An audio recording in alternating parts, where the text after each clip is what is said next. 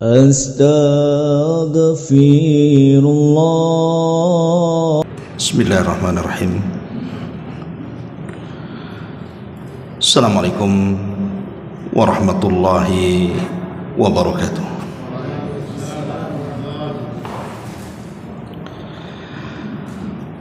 Alhamdulillah. Alhamdulillahilladzi bi ni'matihi tatimmus shalihat. Asyhadu an la ilaha illallah wahdahu rabbi la syarika lah. Wa asyhadu anna Muhammadan abduhu wa rasuluhu alladzi la nabiyya ba'dah. Wa qala Allahu azza wa jalla fi muhkami tanzilihi ba'da a'udzu billahi minasy syaithanir rajim. Ya ayyuhalladzina amanu taqullaha haqqa tuqatih wa la tamutunna illa wa antum muslimun. Amma ba'du. Hadirin dan hadirat yang dimuliakan Allah Subhanahu wa taala, alhamdulillah di malam hari ini kembali kita bisa duduk di Masjid Muhajirin, dan kita senantiasa mendoakan kepada yang membangunnya dan juga kita semua yang memakmurkan masjid ini. Tema di malam hari ini kita akan membahas seputar ruqyah bagi anak-anak. Ini bekal yang sangat penting sekali, karena setiap kita yang sudah menikah terkadang punya anak bayi atau anak-anak yang sudah usia setahun, 2 tahun sampai kepada taraf balik. Anak-anak kecil, terutama usia balita, ini sangat rentan diganggu oleh syaitan. Tetapi Islam adalah agama yang sempurna.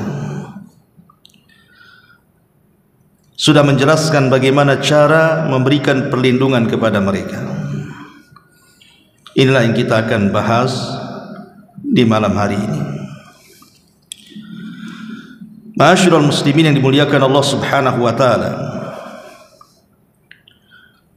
di dalam sebuah hadis yang dikeluarkan Imam Muslim dari hadis Abi Hurairah radhiyallahu anhu,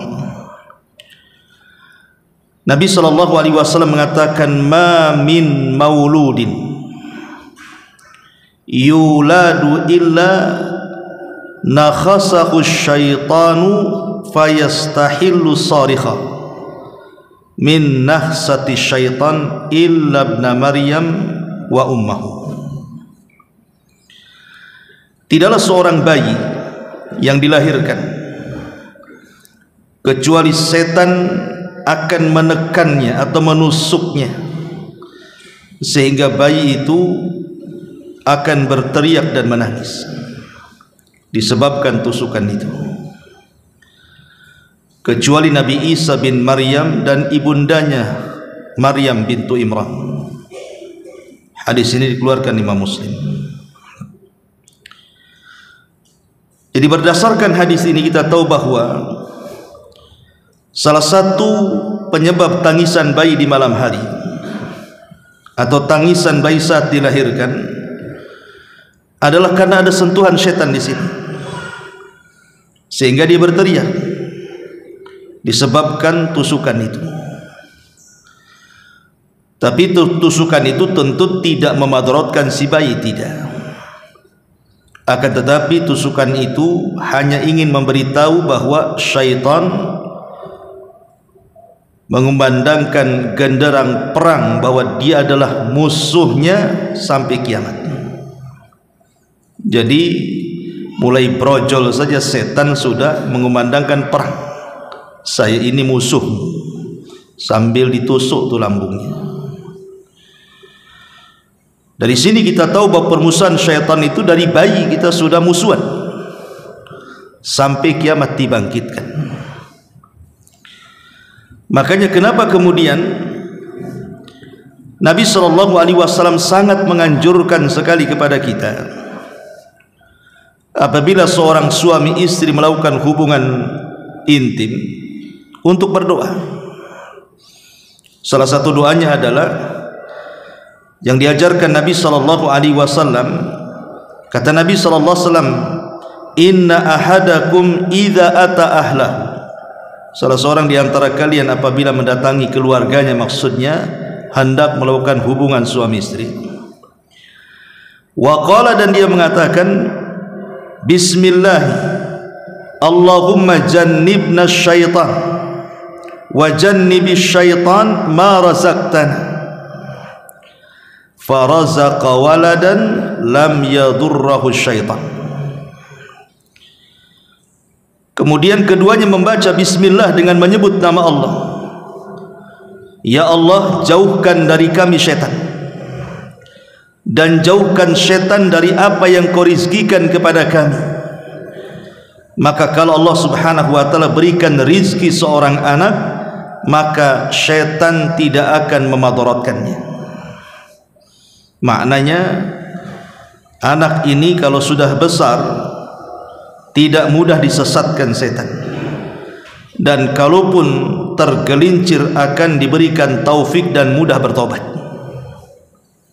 Lihat bagaimana Nabi SAW sudah mengantisipasi. Sebelum ada tusukan setan kepada bayi saat lahir, maka sebelum bayi itu tercetak dalam rahim seorang ibu, kita sudah berlindung kepada Allah. Allahumma jannibna syaitan wa jannibis syaitan ma razaqtana. Ya Allah, jauhkan syaitan dari kami dan jauhkan syaitan dari apa yang akan kau berikan rizki kepada kami, sehingga sekalipun bayi itu lahir kemudian ditusuk setan tidak akan madaratkan dia. Ma'asyiral muslimin yang dimuliakan Allah Azza wa Jalla, bahkan lebih daripada itu, Nabi SAW sampai mewanti-wanti kepada kita orang tua. Kata Nabi SAW, idza kana junhul laili aw amsaytum fakaffu sibyanakum fa inna syayatina tantashiru hina idin, fa idza dhahabat sa'atun minal laili fakhalluhum wa aghliqul abwab wadhkuru ismallah fa inna syaitan la yaftahu baban mughlaqa. Kata Nabi SAW, jika gelapnya malam telah merayap datang atau waktu senja telah datang, maksudnya mendekati tenggelamnya matahari, waktu maghrib, maka tahanlah anak-anak kecil kalian, karena para syaitan mulai menyebar pada waktu itu. Dan jika telah berlalu satu waktu dari malam hari, artinya sudah sampai masuk isya, maka bolehlah kalian melepaskan mereka dan tutuplah pintu-pintu dengan menyebut nama Allah, karena setan tidak akan mampu membuka pintu yang ditutup. Dalam riwayat, hammirul aniyata wa auqiul askiyata wa ajibul abwaba wa aqfi'u sibyanakum indal masah fa inna lil jin intisharan wa khutfatan, rawahul Bukhari. Tutuplah tempat-tempat makan kalian, tutup rapatlah tempat-tempat minum kalian, tutuplah pintu-pintu kalian, dan janganlah anak-anak kalian ketika sore hari bersebaran atau bertebaran, karena sesungguhnya jin itu selalu berkeliaran dan melakukan penculikan. Bahkan Syekhul Islam Ibn Taimiyah menceritakan di zamannya pernah terjadi kepada seorang anak diculik jin, dibawa terbang ke langit. Makanya kenapa di waktu-waktu seperti itu jangan sampai anak kita keluar sudah mendekati waktu maghrib itu, disuruh masuk. Ma'asyiral muslimin yang dimuliakan Allah Subhanahu wa ta'ala, maka dari beberapa riwayat ini kita tahu bahwa syaitan tidak akan melepaskan anak-anak kita. Makanya apabila mungkin anak kita ini yang masih bayi, umur setahun 2 tahun gitu ya, yang masih dalam pangkuan kita, masih balita, tiba-tiba kemudian menangis terus di tengah malam. Ada berapa kemungkinan kan menangisnya bayi di malam hari itu? Ya kalau karena mungkin dia haus atau lapar, ya mungkin tidak ada masalah, tinggal dikasih minum, dikasih makan, selesai. Tapi terkadang bukan itu penyebabnya. Sudah dikasih susu ya sudah, dikasih makan ya sudah, tapi masih nangis juga. Dia tidak ada penyakit, kecuali mungkin dia ada penyakit yang menjadikan dia sakit akhirnya nangis terus kan itu. Kita tidak bicara soal penyakit atau soal lapar, tidak. Tapi bayi ini terus menangis, tidak ada hentinya, dan orang tua tidak bisa melerainya. Maka ini pernah terjadi di zaman Nabi SAW. Diriwayatkan dari Aisyah Ummul Mukminin radhiyallahu anha, dia mengatakan, dakhala an-nabiy sallallahu alaihi wasallam fasami'a sauta sabiyabki. Kata Aisyah radhiyallahu anha, satu hari Nabi sallallahu alaihi wasallam masuk kemudian mendengar suara jeritan bayi, tangisan bayi. Faqala, maka Rasul mengatakan, ma li sibyanikum hadha yabki. Kenapa anak itu nangis terus? Ada apa dengan anak itu? Kemudian kata Nabi SAW, fahallastarqaitum lahu minal ain. Kenapa kalian tidak meruqyah? Jangan-jangan anak itu terkena ain. Jadi penyakit ain ini juga bisa menimpa anak-anak walaupun masih bayi. Dalam riwayat yang dikeluarkan oleh Imam Malik dalam kitabnya Muwatta dari Urwah ibn Zubair radhiyallahu an, dia menceritakan, jadi satu hari Nabi SAW masuk ke rumah Ummu Salamah, dan di rumah itu kebetulan ada bayi yang sedang menangis kencang. Maka kemudian dikatakan, jangan-jangan bayi itu terkena penyakit ain. Kata Rasul, ala tastarquna lahu minal ain. Kenapa kalian tidak meruqyah dia? Ma'asyiral muslimin yang dimuliakan Allah Azza wa Jalla, maka kewajiban bagi kita orang tua adalah melindungi bayi kita dari gangguan syaitan. Makanya dalam Al-Quran ketika Allah Subhanahu wa ta'ala menceritakan tentang kisah Maryam, apa kata Allah? Falamma wada'atha qalat Rabbi inni wada'tuha untha. Maka ketika melahirkannya, maksudnya ibunya Maryam melahirkan Maryam, ia berkata, ya Tuhanku, aku telah melahirkan anak perempuan. Wallahu a'lamu bima wada'at. Padahal Allah lebih tahu apa yang telah dilahirkannya. Wa laysa dzakaru kal untha. Dan laki-laki tidak sama dengan perempuan. Wa inni sammaituha Maryam wa inni u'idzuha bika wa dzurriyyataha minasyaitonir rajim. Dan aku memberinya nama Maryam, dan aku memohon perlindunganmu untuknya dan anak cucunya dari gangguan setan yang terkutuk. Artinya bahwa kemungkinan anak-anak seperti itu atau sekecil itu sudah diganggu setan. Maka sebagai orang tua harus melindunginya. Dengan cara apa? Dengan cara meruqyah. Dan saya akan ajarkan bagaimana cara ruqyah yang mudah. Semua orang tua bisa melakukannya, tidak perlu panggil ustaz. Cukup anda saja sebagai orang tua, bapak ataupun ibunya, yang meruqyah anak bayinya. Ma'asyiral muslimin yang dimuliakan Allah Subhanahu wa ta'ala. Lalu bagaimana cara meruqyahnya? Pertama, membaca Al-Quran. Karena Allah Subhanahu wa ta'ala mengatakan, wa nunazzilu minal Qur'an ma huwa shifa. Dan kami turunkan Al-Quran itu terkadang bisa jadi obat. Dan Allah mengatakan, ya ayyuhan nas qad ja'atkum mau'izatum mir rabbikum wa shifaa. Wahai manusia, telah datang kepada kalian mau'izah, peringatan, maksudnya Al-Qur'an dari Rabb kalian, dan Quran itu bisa menjadi obat untuk kalian. Kata para ulama, Quran itu bisa menjadi obat dalam dua penyakit. Penyakit yang pertama adalah penyakit hati. Dengan Al-Quran bisa hilang kejahilan, bisa hilang keraguan, bisa hilang penyakit-penyakit yang akan mengotori hati seperti hasad, dengki, dan yang semacamnya. Dan yang kedua, di sini pembahasannya, bisa mengobati al-amrad al-zahirah, sakit-sakit yang nampak karena gangguan setan dan begitu seterusnya, dengan cara diruqyah. Jadi intinya bahwa Al-Quran itu sebenarnya obat. Ayat apapun yang antum baca dalam Quran itu bisa menjadi ruqyah. Ayat apapun dalam Quran itu. Tetapi kalau seandainya kita mau membaca surat-surat tertentu yang sudah jelas-jelas fadilahnya, itu lebih baik lagi.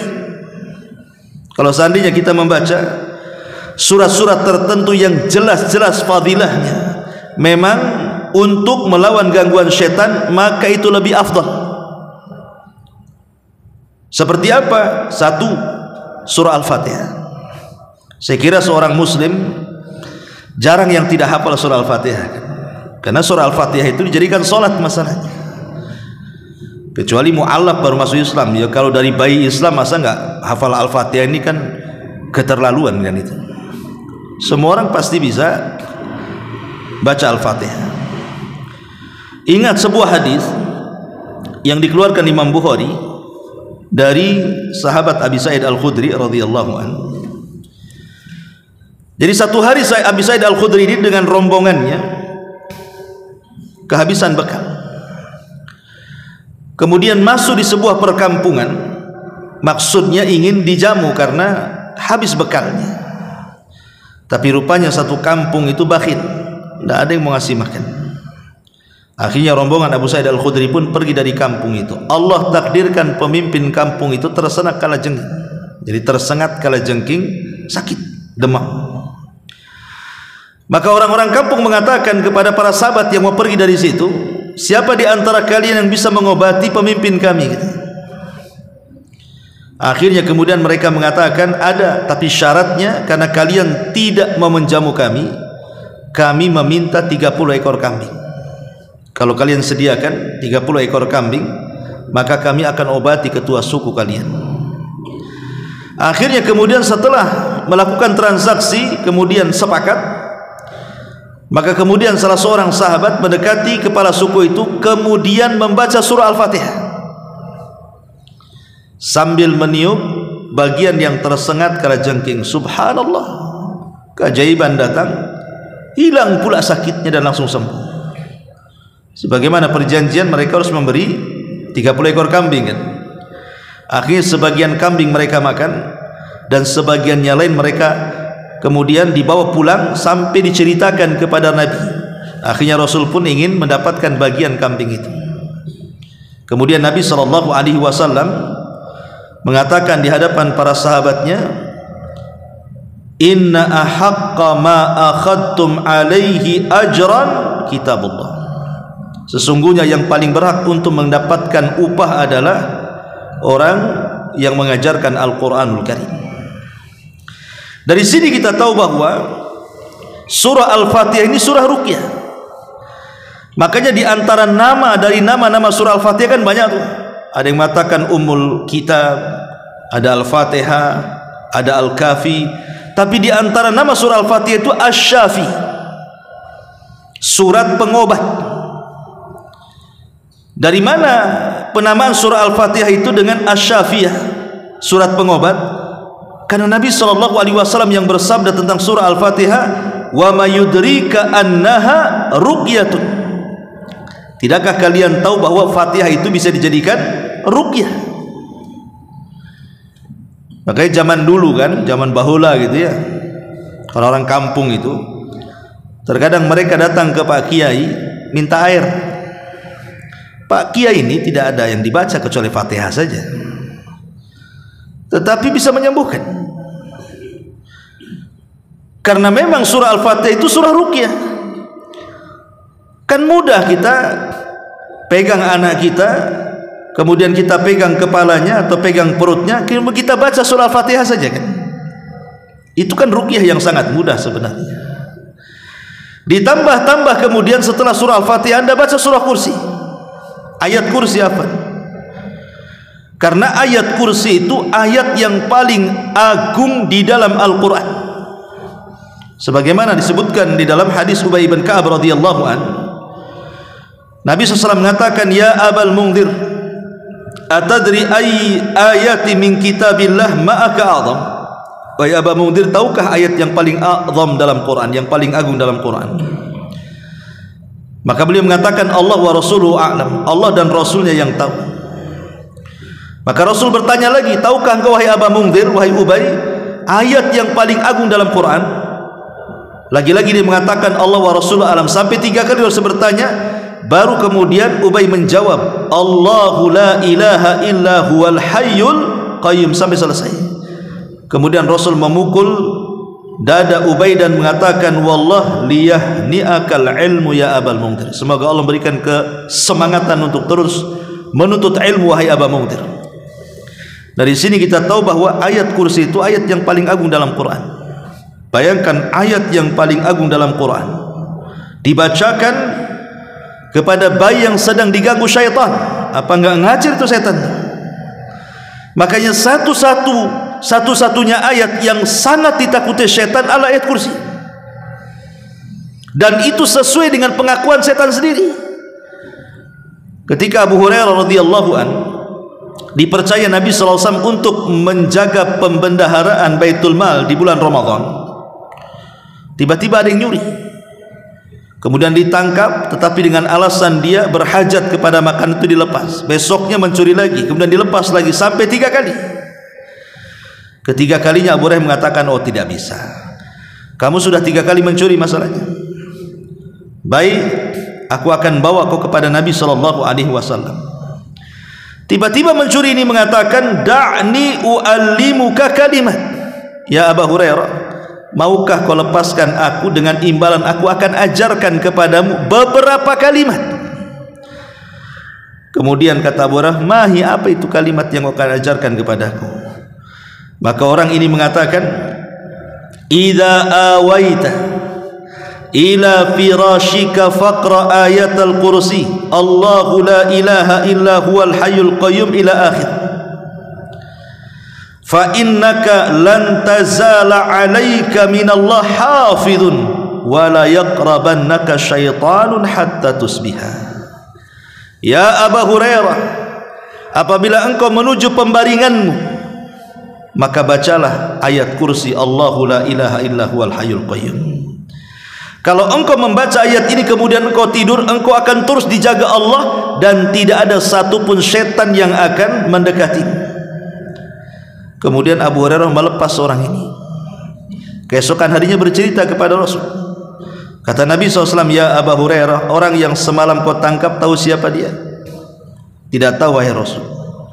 Kata Nabi, itulah syaitan. Setan yang mengajarkan kamu ayat Kursi itu. Sadaqaka wa huwa kadzub. Dalam masalah ini dia benar ngomong sama kamu, tapi dia itu pendusta, kata Rasul. Khusus masalah ini benar, tapi yang lainnya pendusta. Lihat bagaimana setan membocorkan rahasia kan. Ayat yang paling ditakuti mereka ayat Kursi itu. Setan sendiri yang membocorkan rahasianya. Makanya kalau kita kemudian meruqyah bayi kita yang sedang nangis terus di malam hari, pegang bayi itu, kemudian kita baca surah Al-Fatihah, kemudian baca ayat Kursi, dan lebih bagus lagi tambah dengan muawwidhataini, dengan 2 surat perlindungan, Qul a'udzu birabbin nas dan Qul a'udzu birabbil falaq. Karena ada hadis dari Nabi SAW, hadis dari Abi Sa'id Al-Khudri radhiyallahu an, anna Nabi SAW kana yata'awwad min a'yunil jan wa ainil insan falamma nazalatil muawwidhatani akhadha bihima wa taraka ma siwahuma. Nabi selalu meminta perlindungan dari mata-mata jahat dari kalangan syaitan dan mata-mata jahat manusia. Ketika kemudian turun 2 surat perlindungan ini, maka dia terus membaca 2 surat perlindungan dan meninggalkan yang lainnya. Dalam riwayat Ibnu Abbas radhiyallahu anhu, dalam riwayat Ibnu Abis al-Juhani dari Nabi SAW, dia mengatakan, ya Ibn Abis, ala ukhbiruka bi afdali ma yata'awwadu bihil muta'awwidun.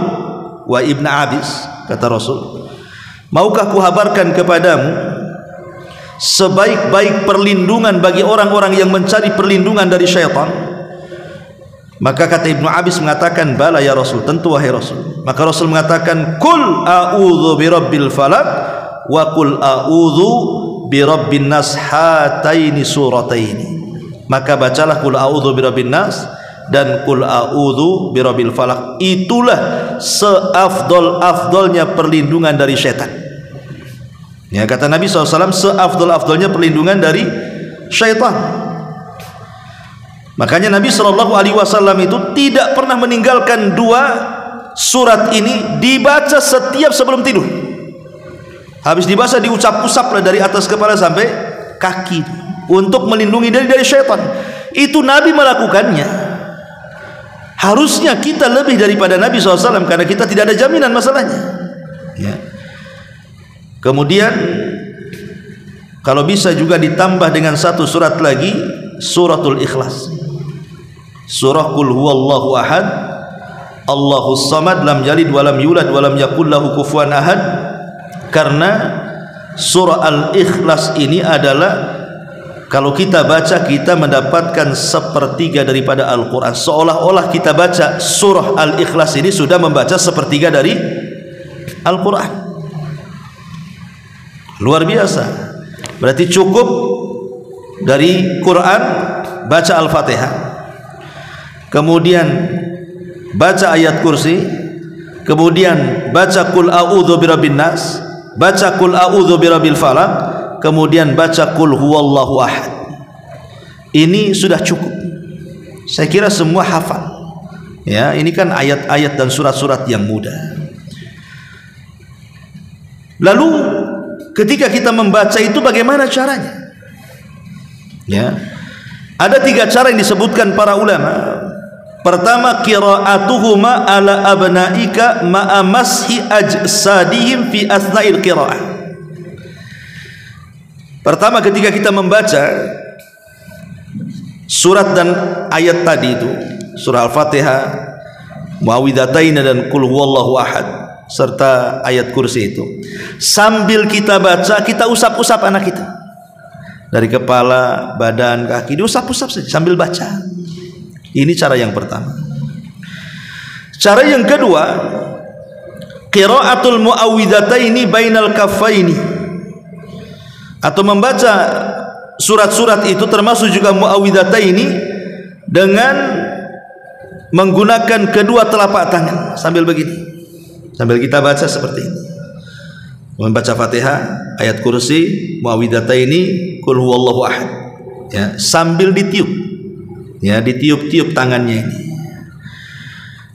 Kemudian setelah ditiup-tiup dengan mengeluarkan sedikit ludah kita, jadi bukan hanya angin saja, nah, gitu ya, jadi sambil ada ludahnya sedikit keluar.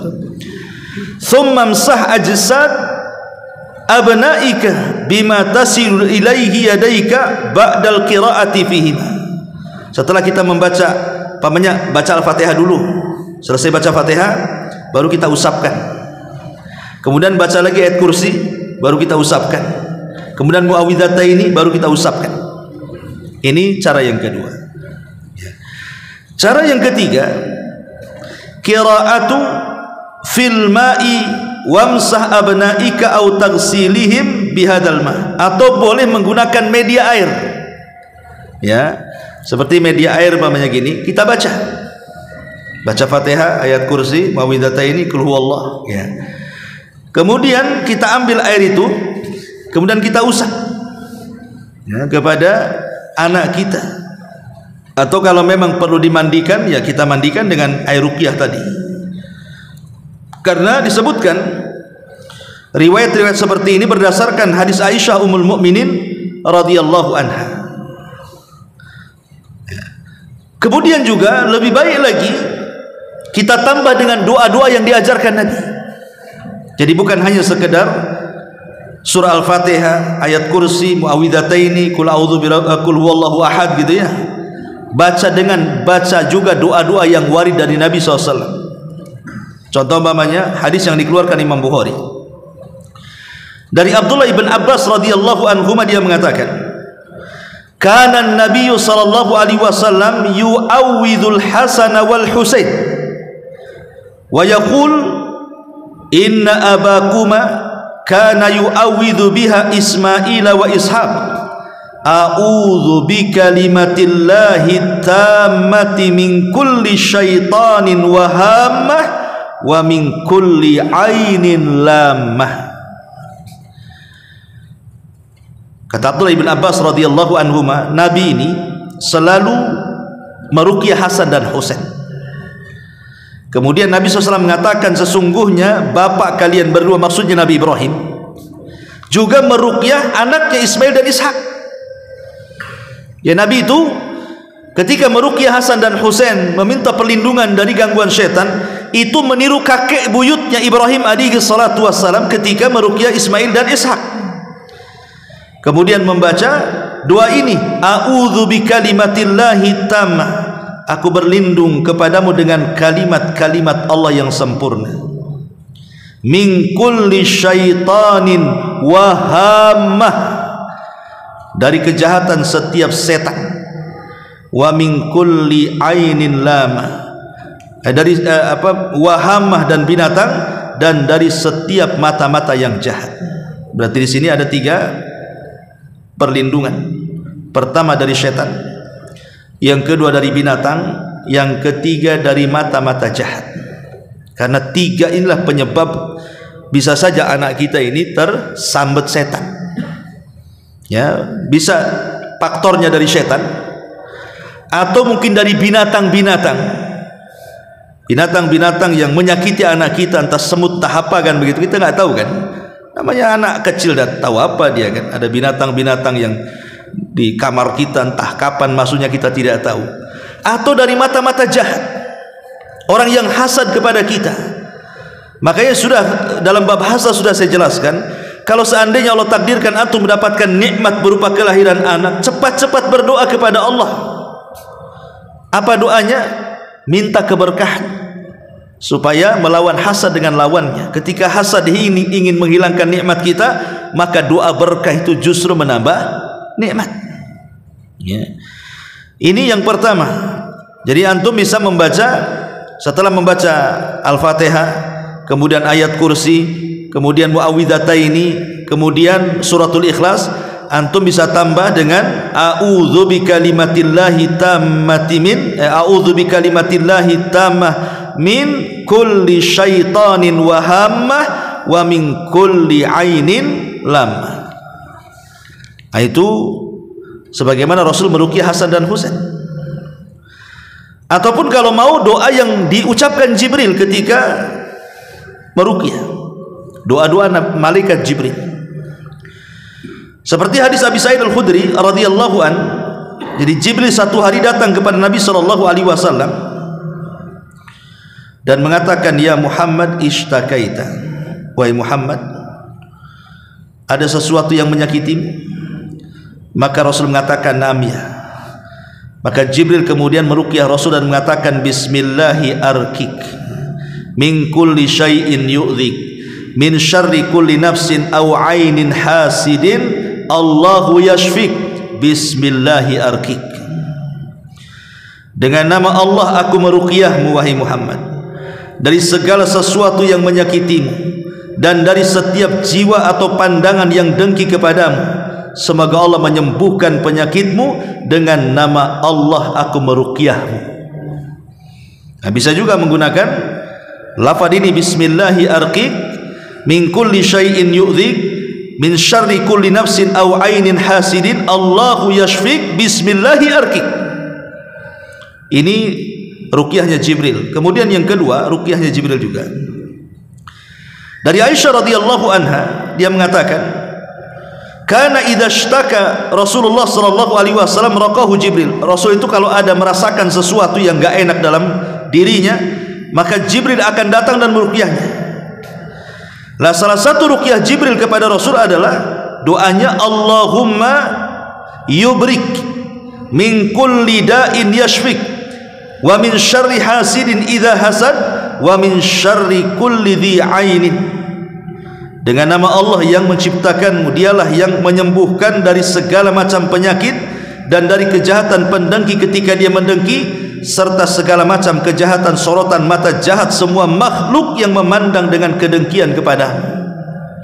Ini juga diantara doa ruqyahnya Jibril, Allahu yubrik min kulli da'in yashfik min syarri hasidin idza hasad wa min syarri kulli dhi ain. Atau yang ketiga, ini masih doanya Jibril juga.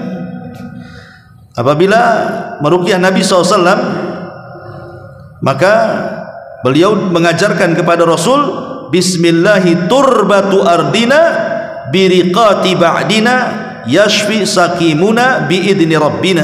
Dengan nama Allah, tanah bumi kita dengan ludah sebagian kita disembuhkan orang sakit kita dengan izin Rabb kita.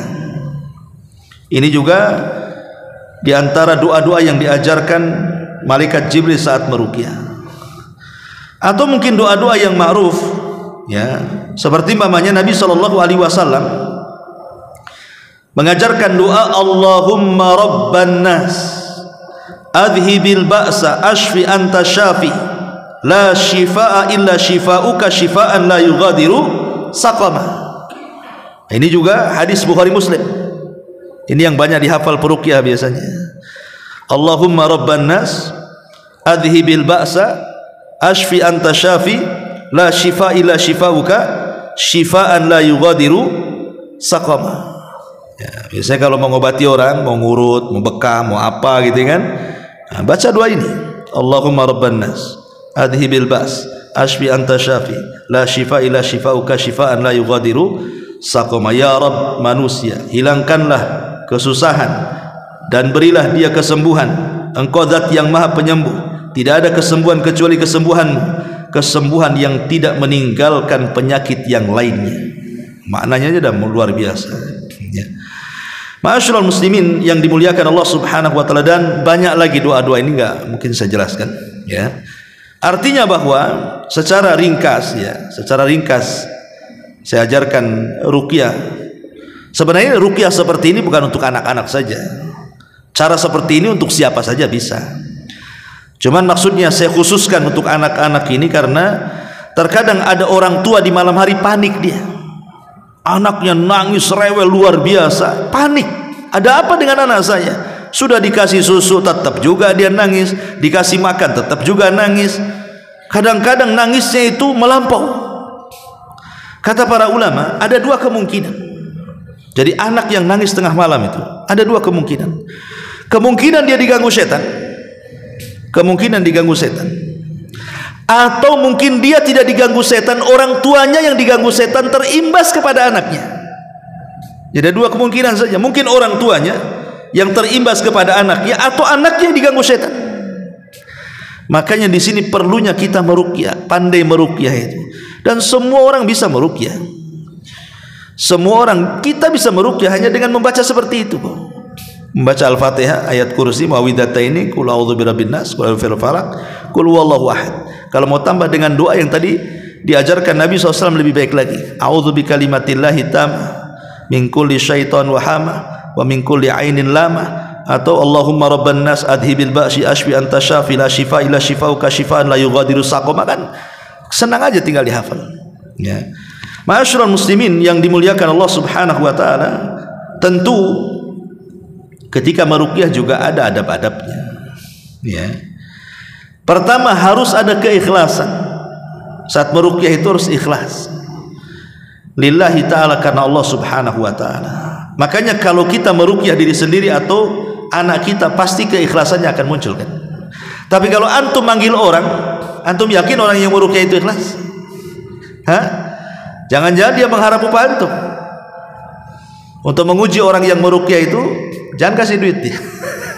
Nanti panggil lagi 2 kalinya, datang enggak dia?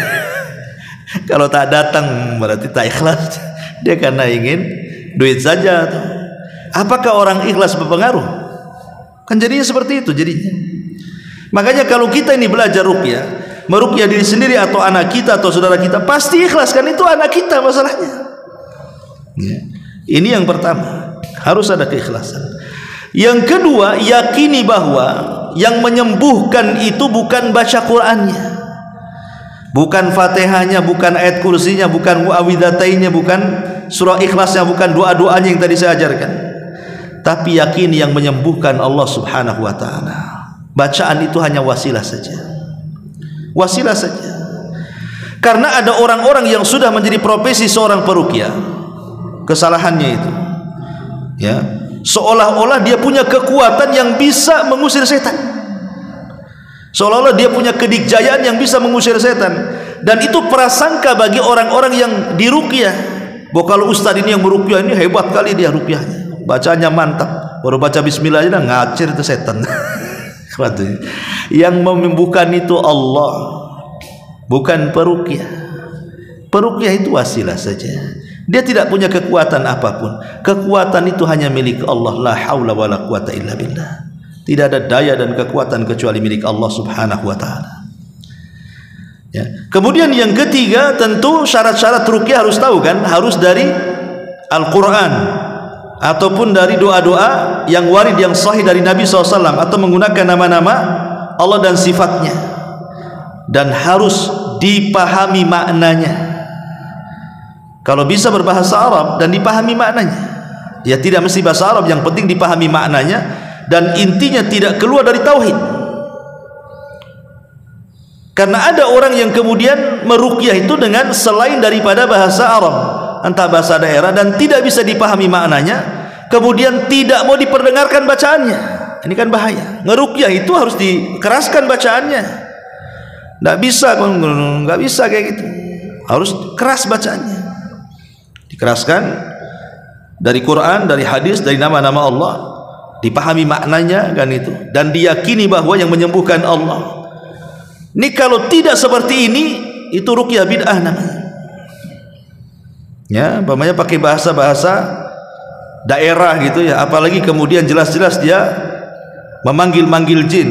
Mambang air, mambang ini, mambang itu, semua mambang dipanggil. Nah, ini jelas ini tidak boleh. Dia manggil jin kan itu. Tapi kalau sudah, oh ini Quran, keras bacaannya, jelas surat dan ayat yang dibacanya, dia sedang meruqyah namanya. Ya, atau mungkin secara umum Al-Quran. Kalaupun tidak hafal ini, ayat-ayat yang lain juga bisa. Semua ayat Quran itu bisa jadi ruqyah. Semua ayat Quran itu bisa jadi ruqyah. Cuman kalau tadi saya katakan, kalau menggunakan ayat-ayat dan surat-surat tertentu yang jelas keutamaannya, itu lebih afdol saja. Bukan berarti ayat yang lain tidak bisa jadi ruqyah, bisa. Karena secara umum itu Al-Quran adalah penyembuh. Ma'asyiral muslimin yang dimuliakan Allah Subhanahu wa taala. Kemudian juga jangan menyibukkan berdialog. Umpamanya nih, bukan bayi, kalau bayi kan kadang-kadang susah berdialog, ya. Ataupun kita banyak dengan bahasa-bahasa ngajak ngobrol gitu ya. Enggak perlu, ruqyah itu tidak perlu banyak mengajak bicara. Baca saja Quran. Ya, baca saja Quran, dan tidak perlu kemudian sampai mengancam-ngancam. Ya, saya bunuh kamu. Apa pula bunuh-bunuh? Ya, kan ada. Keluar kamu, saya bunuh kamu, saya cekik kamu. Tidak perlu, baca saja Quran. Apa yang ngancam-ngancam setan? Baca saja Quran. Nanti kalau ada reaksi, kalau memang dia mulai bicara ingin masuk Islam, tuntun ke syahadat kan gitu ya. Tapi kan tidak mungkin bayi bicara, mungkin ini meruqyah orang dewasa ya. Ya. Tapi yang jelas bahwa tidak perlu banyak bicara karena mereka para pendusta. Dikhawatirkan kalau seandainya kita meruqyah orang dewasa yang bisa berdialog, kemudian dia memfitnah orang. Bisa saja kan dia memfitnah orang kan. Dia mengatakan saya disihir orang yang nyihir tetangga sebelah umpamanya. Nah, jadi suudzon sama tetangga. Padahal dia sedang berdusta tuh. Makanya jangan banyak dialog. Bacakan saja Quran. Dan kalau dia bukan mahram kita, jangan disentuh. Saya lihat para peruqyah ini, dia bukan mahram, dia bukan istri, dia bukan apa. Pegang kepalanya, dipegang dadanya, dipegang apa. Nggak boleh. Nabi berbaiat itu, membaiat wanita, tidak pernah menyentuh. Ya. Cukup di balik tabir atau ditemani suaminya, kita cukup baca saja. Tidak perlu pegang-pegang, itu punya orang. Kalau istri sendiri tidak apa-apa dipegang-pegang sambil ruqyah. Ini istri orang, ada suaminya pula di situ. Suaminya lo nggak ada kecemburuan dipegang-pegang peruqyah ini. Kan aneh kan itu ya. Tidak boleh. Ya. Ma'asyiral muslimin yang dimuliakan Allah Subhanahu. Dan juga jangan mengandalkan tajribah. Kadang ada orang peruqyah itu, dia mengandalkan pengalaman. Tidak semua pengalaman benar, ikhwan. Tidak semua pengalaman itu benar. Bisa saja menyelisih Quran dan Sunnah. Umpamanya pengalaman dia ngeruqyah pakai minyak gosok. Ini kalau pakai minyak gosok ini cepat keluar jinnya. Ya. Atau dengan dipukul rotan, atau dengan ditabok umpamanya kan, ditendang. Ini bukan seperti itu ruqyah. Tidak semua pengalaman itu sama. Ketika kita menangani satu sama dengan menangani orang. Maka jangan berpanduan kepada pengalaman, pandukan saja kepada Quran Sunnah dan keterangan para ulama adab-adab ruqyah, sudah itu jalankan. Ma'asyiral muslimin yang dimuliakan Allah Subhanahu wa taala. Dan kalau ada peruqyah minta upah, jangan, itu enggak ikhlas.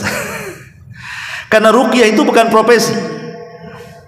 Ingat, ruqyah itu bukan profesi. Jangan dijadikan profesi ruqyah itu. Ruqyah itu wa ta'awanu 'alal birri wat taqwa.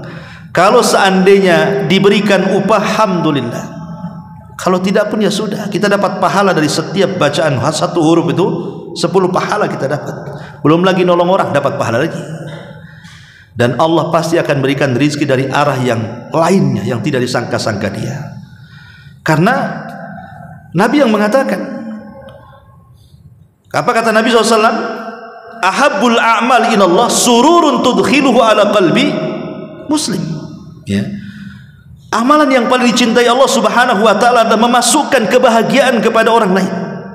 Ketika kita membantu orang lain dengan meruqyah, akhirnya sembuh, kemudian dia bahagia, al jaza min jinsil amal.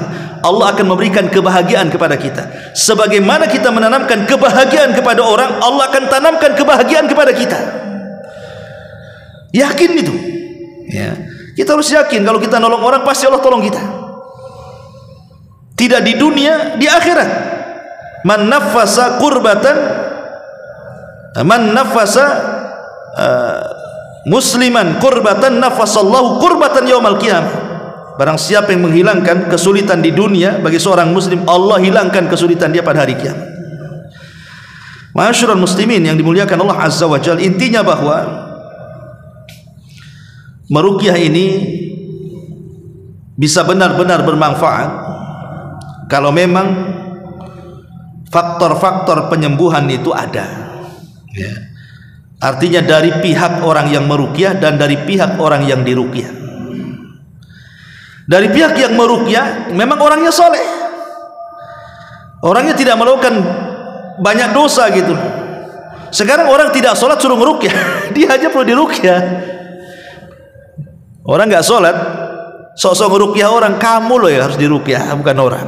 Kamu ada setannya itu. Jadi ada faktor peruqyah juga harus baik kan begitu. Yang kedua, faktor dari yang diruqyah. Yang diruqyah ya juga harus baik, kita nasihati. Nanti habis diruqyah ini suruh lebih baik lagi, lebih soleh lagi, suruh rajin lagi sholatnya, jauhi kesyirikan, jauh bid'ah, jauhi pokoknya kasih nasihat dia. Kalau dua faktor ini terjadi, maka insya Allah pengobatan itu manfaat. Karena ruqyah ini adalah sesuatu yang ajaib, ikhwatu fiddin. Sesuatu yang ajaib. Quran ini membawa keajaiban. Terkadang banyak orang-orang yang sudah ditangani rumah sakit, dokter-dokter dan begitu seterusnya, mereka sudah angkat tangan, tidak tahu apa lagi yang harus dilakukan karena mungkin penyakitnya kronis. Tapi kemudian ketika dia beralih kepada membaca Al-Quran dan diniatkan sebagai penyembuhan, Allah takdirkan dia sembuh. Dan itu banyak kejadian seperti itu. Sekali lagi, maka jangan pernah remehkan ruqyah ini, terutama ruqyah mandiri. Tapi pembahasan malam ini maksudnya kalau memang ada anak kita nangis tengah malam, jangan sepelekan. Tangisan anak itu jangan disepelekan. Bisa saja karena gangguan setan. Makanya saya ajarkan ruqyah yang mudah, baca Fatihah, baca ayat kursi, muawwidhataini sama qul huwallahu ahad sambil diusap-usap. Insyaallah biidznillah, ya, dengan yakin dan tauhid kita kepada Allah, insyaallah anak kita dijauhkan dari gangguan setan. Wallahu a'lam bishawab. Ini saja yang bisa sampaikan, mudah-mudahan ada manfaatnya. Subhanaka wa bihamdika asyhadu an la ilaha illa anta astaghfiruka wa atubu ilaik. Allahu taala alam. Assalamualaikum warahmatullahi wabarakatuh.